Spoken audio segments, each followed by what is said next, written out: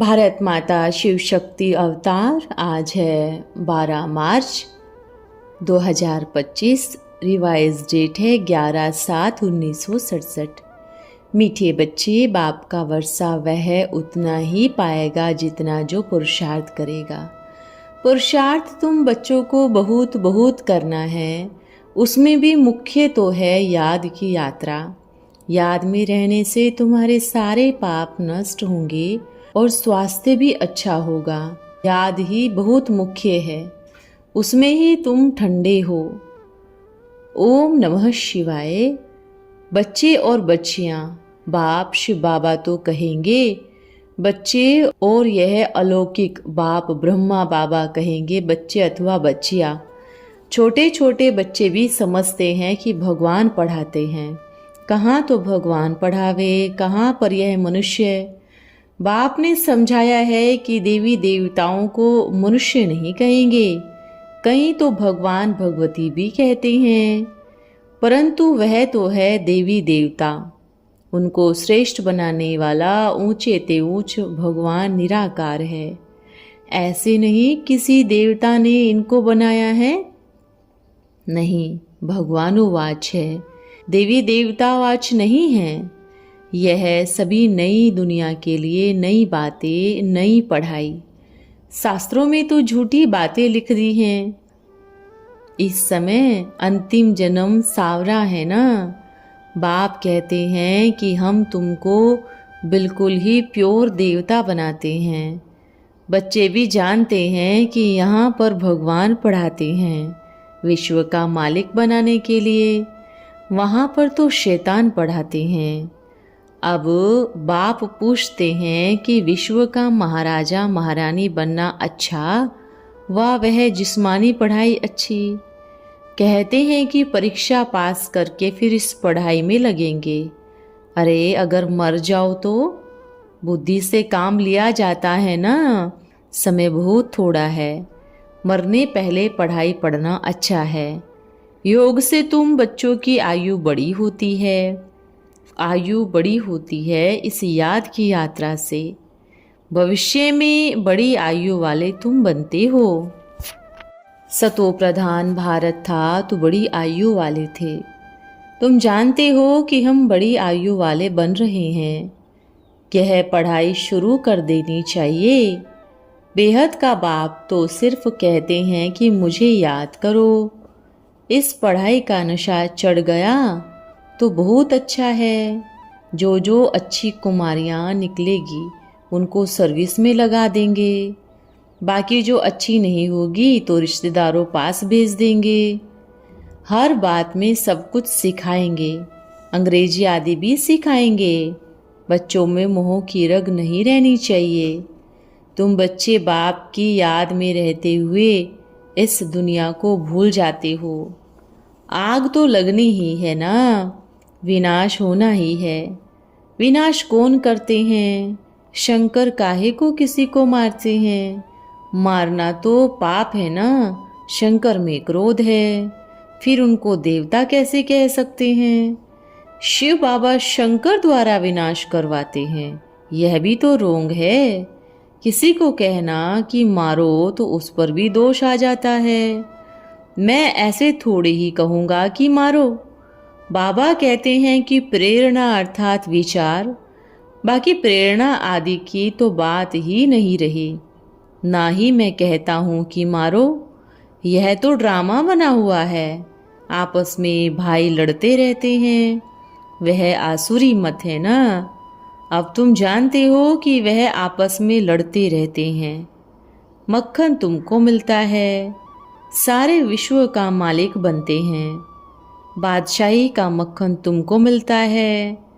यह ड्रामा में ही नूंद है। ऐसे नहीं कि ईश्वर ही वह सब करते हैं।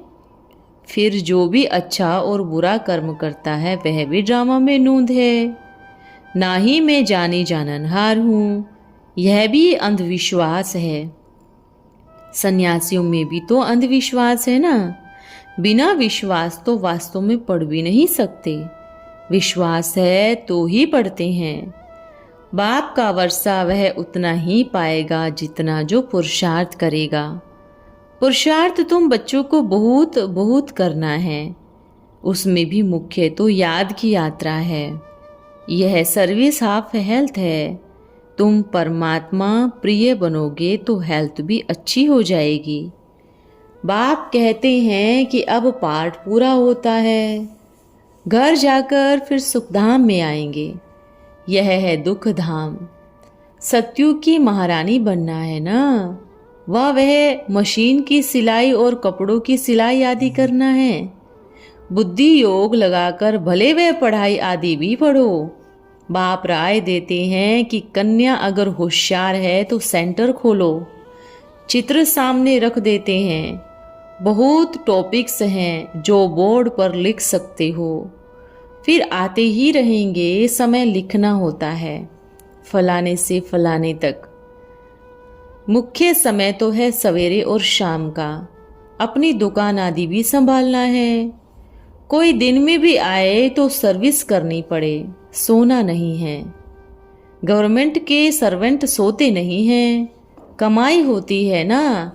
तुम भी कमाई करते हो, तुम्हारे लिए जागना जरूरी है। जिन जागा तिन पाया, जिन सोया तिन खोया। तुम बच्चों की तो सारा दिन ही सर्विस है। कोई ब्राह्मणी यह भी कहेगी कि दिन के समय में नहीं आओ, क्योंकि दिन में सोती है ना। वास्तव में सोना ठीक नहीं है। अभी जो तुम्हारे म्यूजियम का प्रबंध हो रहा है उसमें तो सोने की फुर्सत ही नहीं मिलेगी। आते ही रहेंगे।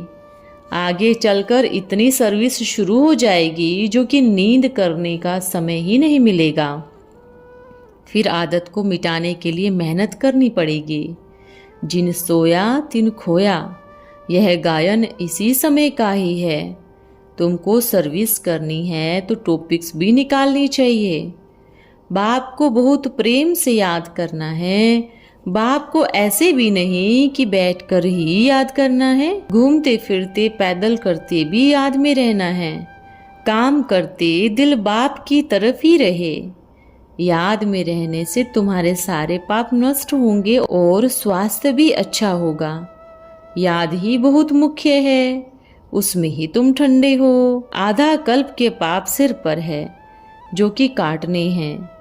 बाप कहते हैं कि काम महाशत्रु है, संपूर्ण बनना है। कोई कोई के अंदर तो जैसे कि काम का भूत है, हाथ लगाने नहीं देते हैं तो मारते हैं। कामेशु और क्रोधेशु तो है ही ना। बाबा के पास तो सब समाचार आते हैं। कोई बच्चे फिर लिखते हैं, बाबा हमारे स्त्री तो जैसे कि सूर्पनखा है। यह सभी नाम इस समय के हैं। बाप कहते हैं कि पवित्र बनाओ, उनका भी नहीं मानते हैं। कोई मानते हैं, कोई नहीं भी मानते हैं। बड़ी मेहनत है। मेहनत बिना ऊंचा पद ही कैसे मिलेगा। बच्चों को बहुत खबरदार रहना है। भाई और बहन का अर्थ ही है एक बाप के बच्चे। फिर भी बुरी दृष्टि क्यों जानी चाहिए। बच्चे समझते भी हैं कि बाबा ठीक ही कहते हैं। हमारी तो क्रिमिनल दृष्टि जाती है स्त्री पर। स्त्रियों की भी जाती है तो पुरुषों की भी जाती है। फिर बाबा को रिपोर्ट करते हैं, बाबा हमको यह हाथ लगाते हैं। जबकि हम बाबा के हो गए हैं तो फिर यह हमारा क्या लगता है। अंदर में समझते हैं कि बरोबर ऐसा है। स्त्रियां भी फेल होती हैं, पुरुष जास्ती। मंजिल है ना। नॉलेज तो बहुत सुनाते हैं, जबकि चलन भी तो पवित्रता की होनी चाहिए ना। इसलिए बाबा कहते हैं कि सबसे जास्ती दुख देने वाली और धोखा देने वाली आंखें ही हैं। मुख में भी पानी तभी आता है जबकि कोई चीज देखते हैं तो कहते हैं कि मैं खाऊं। बच्चों को देखकर मोह उत्पन्न होता है, ऐसे भी नहीं कि आंखें धोखा देती हैं तो उनको निकाल दें। शरीर को तो जितना हो सके तंदुरुस्त रखना है। आयु भी बड़ी योग बल से ही होगी। बाबा की भी आयु बड़ी होती ही जाती है। जन्म पत्री बताते हैं ना, बाबा की आयु भी 60 वर्ष कहते थे, अब ब्रह्मा की आयु तो 100 वर्ष है। तो आयु बड़ी हुई ना, यह राइट बात है। जितना योग में पवित्र रहते हैं उनकी आयु बड़ी होती जाती है। भारत में जब पवित्र थे तो 150 वर्ष आयु थी। विषय वासना होने पर आयु कम हो जाती है। अब तुमको आयु बढ़ाने का पुरुषार्थ करना है। याद से तुम पवित्र सतो प्रधान बनोगे। तुम जानते हो कि हमारी आयु बड़ी होगी तो आंखें कितना धोखा देने वाली हैं। मंजिल बहुत बड़ी है। ऐसे मत समझो कि बहुतों को हम तो समझाते हैं, नहीं। जो कोशिश होती ही है उनकी संभाल करनी है। सेकंडों में जीवन मुक्ति पाने का उपाय तो बताते हैं, परंतु मेहनत करनी चाहिए। बाप कहते हैं कि मैं तो सहज ही सौगात में तुम्हें स्वर्ग दे देता हूँ, परंतु ऐसे फिर लायक भी बनना पड़े ना। सतो प्रधान बनकर दिखाओ, याद है मुख्य। योग तो अनेकों प्रकार के होते हैं, याद एक ही प्रकार की होती है। अपने को आत्मा समझकर बाप को भी चित्र समझकर याद करना। अशरीरी ही आए थे, फिर अशरीरी हो जाना है। छीछी आत्माएं तो वापस जा नहीं सकेंगी। अपने को देखना होता है कि हमारी आत्मा पवित्र है। कहाँ पर चलाए मान तो नहीं हो रहे हैं। बाबा युक्तियाँ तो सभी बताते ही रहते हैं। क्रिमिनल आई रहने पर ऊंच पद नहीं पा सकते हैं। पुराने संबंध सब छोड़ने हैं। काम क्रोध पर जीत पानी है। विश्व का मालिक बनना है तो मेहनत भी करनी पड़ेगी ना।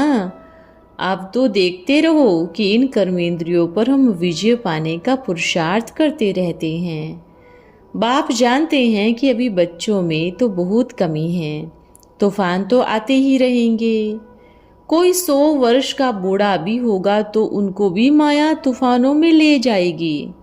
बच्चों को कितना खबरदार करते हैं और फिर खुशी में भी लाते रहते हैं। बाबा हम बच्चों को पढ़ाने, पतित से पावन बनाने आते हैं तो अपने में वह गुण आदि भी लाने चाहिए ना। बुरी दृष्टि नहीं रखनी चाहिए। वहाँ पर सतयुग में कब भी क्रिमिनल आई रहती नहीं है। क्रिमिनल आई रावण राज्य में ही होती है। हार्ट फेल नहीं होना है। इसमें तो बहुत ही बहादुरी चाहिए। पान का बीड़ा बच्चों ने उठाया है ना। अब तुम बच्चे ही यह जानते हो कि कृष्ण की आत्मा ही अंत में जाकर भागीरथ बनती है, जिसमें ही बाबा प्रवेश करते हैं। नाम तो वही हो नहीं सकता ना। नाम तो जरूर दूसरा ही होगा। बाप कहते हैं कि मैं तो बहुत जन्मों के अंत में आकर इनमें प्रवेश करता हूँ। तुम ही जानते हो बाप बिना स्वर्ग की स्थापना कोई कर नहीं सकता। लड़ाई के मैदान में मनुष्य को खबरदार बहुत रहना पड़ता है, सूक्ष्म हो व स्थूल हो। बाबा ने समझाया है कि तुम्हारी लड़ाई है साइंस से, साइलेंस और साइंस। साइंस से विनाश और साइलेंस से स्थापना होती है। तुम गुप्त सेना हो ना। हर एक को आत्मा समझे। देही अभिमानी जात पात का अभिमान भी निकल जाता है। कोई भी धर्म, कोई भी जात वाला हो, वह भेद नहीं रह सकता। देह का अभिमान छोड़कर अपने को आत्मा समझना है। जबकि बेहद के बाप की तुम बेहद की ही ईश्वरीय संतान हो तो तुमको शुद्ध अहंकार होना चाहिए कि हम ईश्वर की संतान हैं। ईश्वरीय कुल के भी हो तो ब्राह्मण कुल के भी हो। दूसरे जात पात का भेद नहीं रहता है। यहाँ तो हर प्रकार के बच्चे आते हैं, कोई गरीब, कोई साहूकार, अच्छी अच्छी पोजीशन वाले भी आते हैं। बाबा को तो संभाल से चलाना होता है ना। तुम्हारे सुख के लिए मददगार बनते हैं। शिव बाबा तुम बच्चों के ही काम में लगाते हैं, मकान आदि बनवाते हैं। समझो कि जिसने मकान बनवाया है तो वह आता है तो जरूर उनको वैसी ही जगह पर रखना पड़ेगा। अच्छा, ओम नमः शिवाय। आज का वरदान है सिंहासनधारी भव। सभी बच्चे इस समय अपने सोमान के सिंहासन पर स्थित हो। नाम ही है सिंहासन, तो सदा सोमान के सिंहासन पर कौन स्थित हो सकता है? सर्वशक्ति संपन्न ही इस आसन पर अर्थात स्थिति में स्थित हो सकता है। सिंह अर्थात शेर या शेरनी। अगर सिंह नहीं बने हो तो आसन पर भी स्थित नहीं हो सकते हो। सर्वशक्तिवान की पहली रचना हो तो रचयिता समान बनो। ओम नमः शिवाय।